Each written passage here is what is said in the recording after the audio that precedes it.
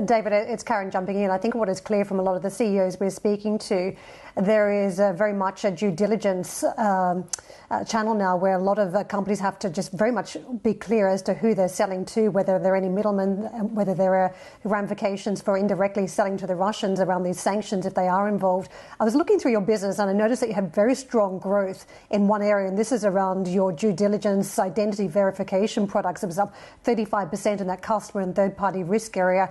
Is this where we look for a bounce on the back of the concerns that CEOs may have around those sanctions? So that is the business that includes background due diligence. It includes our World Check content set. That is the area where banks, payment firms, corporates that are looking to determine if there are individuals that are sanctioned or on various lists, if they're looking into anti-money laundering, various other aspects, they use that World Check content set and that World Check database.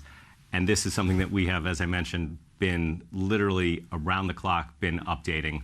Last week, when the 330 members of the Russian Duma were sanctioned, we had to make sure that we implemented that in the content set as quickly as possible. So this is an area where we are seeing significant pickup in usage, and it is something that the market relies on, something that banks around the world, in some cases law enforcement around the world, really rely on.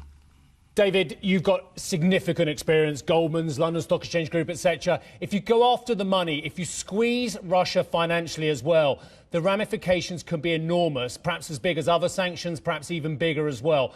What more can the finance sector do that it's not doing at the moment to stop this war? I think what has been going on thus far is really unprecedented in terms of the sanctions that have been put in place.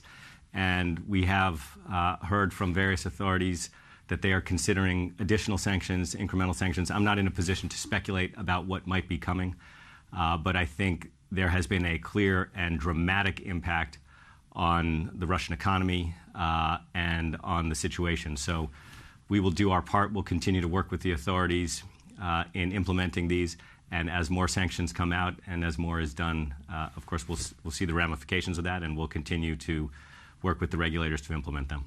David, and please feel free to reference the earnings you've delivered here in the answer, but the Treasury has just started to set out plans to develop capital markets post-Brexit, and buried within the detail appears to be the suggestion that curbs on off-exchange trading will have fewer transparency requirements. Now, that doesn't sound like necessarily that fits in with the current zeitgeist around understanding where the money's coming from and where it's going and who owns it. It also doesn't seem to support your business necessarily if the UK government is now willing to sanction more off-exchange activity. So our business, the London Stock Exchange itself, which is obviously an important part of our business in our capital markets division, had a very strong 2021, the strongest year in terms of capital raising going back to 2007. And there have been a number of regulatory changes over the past year that have been helpful in terms of the London Stock Exchange maintaining and improving its position as the world's leading international capital center. So we look forward to continuing to build on that. And the government is continuing to review various rules and regulations. We look forward to working with them in terms of improving the position of London as a financial center and continuing to drive the strong growth in both the London Stock Exchange but our broader business.